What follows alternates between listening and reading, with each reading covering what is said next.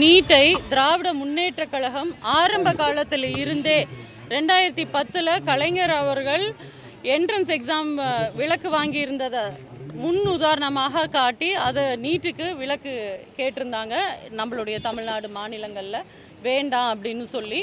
அதே மாதிரி தான் 2016 இருந்து பார்த்தீங்க அப்படின்னா எங்களுடைய திராவிட முன்னேற்ற கழக பொதுக்குழுவிலேயே தீர்மானம் போட்டு எங்களுடைய கழக தலைவர் அவர்கள் மோடியிடம் கொண்டு போய் லெட்டர் கொடுக்கறது, அமித்ஷா அவர்களை சந்தித்து ஒரு ப்ரெஷர் கொடுக்கறது, தொடர்ந்து இளம் தலைவர் அவர்கள் கூட இளைஞரணி மாநாட்டில் தீர்மானம் போட்டு எங்களுடைய இளம் தலைவர் அவர்களே மோடி அவர்களிடம் லெட்டர் கொடுக்கறது, சட்டமன்றத்தில் சிறப்பு மசோதா போட்டு இதுக்காகவே எங்களுக்கு நீட் விலக்கு வேண்டும், எங்களுடைய மாநிலத்துக்காவது மட்டுமாவது கொடுக்க வேண்டும் அப்படின்னு வலியுறுத்திட்டு வந்திருந்தாங்க.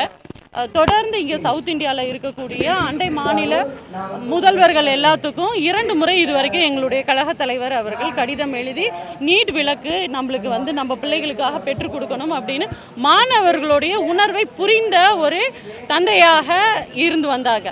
இன்று மாணவர்களே பார்த்தீங்க அப்படின்னா இதற்கு தன்னெழுச்சியாக இன்று அவங்க நீட்டை விலக்கு கொண்டு வரணும் மற்றும் இதுக்கான கல்வி அமைச்சர் பதவி விலக வேண்டும் அப்படின்னு சொல்றத ஒரு ஆர்ப்பாட்டம் அப்படின்னா அதை காது கொடுத்து கேட்கறதுக்கு கூட மத்திய அரசு, ஒன்றிய பாஜகவோ இங்கே தமிழ்நாடு தாவேகா அரசோ முன் வராது. அப்படிங்கும் பொழுது எதற்காக இந்த அரசு, என்ன காரணத்திற்காக இன்னைக்கு ஆட்சியில் இவங்க இருக்காங்க? தொடர்ந்து மாணவர்களை இவங்க ஏதோ ஒரு பாகிஸ்தானை பார்க்குற மாதிரி இவங்க மாணவர்களை அடிக்கிறது, கழுத்தை திருவி போடுறது, அவ்வளோ காயங்களோட மாணவர்களை ஒரு ஈவு இறக்கமின்றி லத்தி சார்ஜ் பண்ணுறாங்க. விடிய விடிய அந்த பசங்க ரோட்ல படுத்து கிடக்குறாங்க.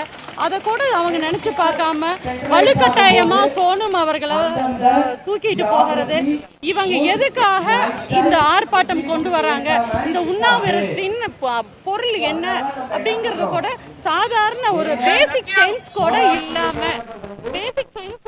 ஒரு அடிப்படை அறிவு கூட இல்லாம மக்களுடைய ஒரு உணர்ச்சிக்கு காது கொடுத்து கேட்காத ஒரு முட்டாள் கூட்டமாக எப்படி தாவேகா அரசும் ஒன்றிய பாஜகவும் இருக்காங்க அப்படிங்கிறது மிகுந்த மனவேதனைக்கு உள்ளான ஒரு விஷயமாக இருக்கு. எங்களுடைய கழக தலைவர், திராவிட முன்னேற்ற கழக இளம் தலைவர் அவர்களும் எங்க நீட்டுக்கு ஆர்ப்பாட்டம் நடந்தாலும் நம்மளுடைய ஆதரவு உண்டு என்பதை தெரிவித்துக் கொள்வதற்காக எங்களை இன்னைக்கு அனுப்பி வச்சிருக்காங்க. தொடர்ந்து மாணவர் அணியும் தமிழ் மாணவர் மன்றமும் எங்க ஆர்ப்பாட்டம் நடந்தாலும் நீட்டுக்கு எதிர்த்து நாங்கள் குரல் கொடுப்போம், ஆதரவு தருவோம் என்று தெரிவித்துக் கொள்கிறேன்.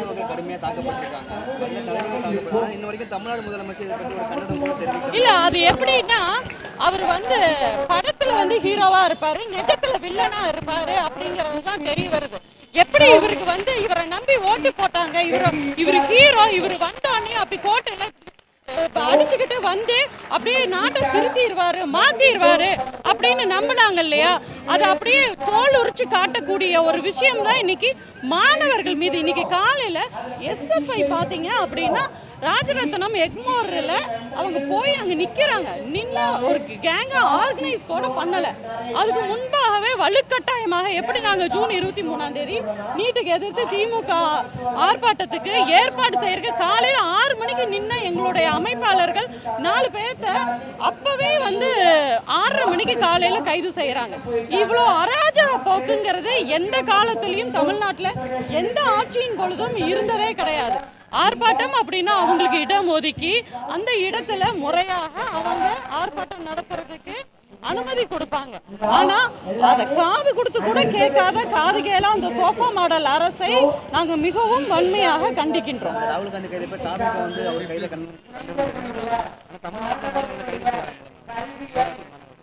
இல்ல, தாவேகா அந்த தலைவர் கண்டனம் தெரிவிச்சாரா? டைரக்டா முதலமைச்சர் கண்டனம் தெரிவிச்சாரா இல்ல ITVல இருந்து கண்டனம் தெரிவிச்சாரா? இத நீங்க புரிஞ்சுக்கணும், தெளிவா நீங்க கேளுங்க. பத்திரிகையாளர்கள், தாவேகா தலைவர், தமிழ்நாடு முதல்வர் வாயை திறந்து ராகுல் காந்தி அவர்களுடைய கைதுக்கு கண்டனம் அப்படின்னு எங்கேயாவது பதிவு பண்ணியிருக்காரா? தாவேகா ஐடி டீம் வந்து பதிவு பண்ணியிருக்காங்க. ஐடி டீம் ஒரு பதிவு போடுறதுக்கும் ஒரு தமிழ்நாடு முதல்வர் ஒரு கூட்டணியில முதன்னு எங்களை விட்டு ஓடி போன ஒருத்தருக்கு ஆதரவு தெரிவிக்கிறதுக்கும் வித்தியாசம் இருக்கு. இதே வந்து எங்களுடைய கூட்டணியில இருக்கும் பொழுது நாங்க எவ்வளவு மரியாதையாக எவ்வளவு அன்பாக அவங்களை நடத்தினோம். இன்றைக்கு எப்படியான ஒரு கூட்டணியில போய் இருக்காங்க அப்படிங்கறது இன்னைக்கு அவங்களால புரிஞ்சுக்க முடியும்.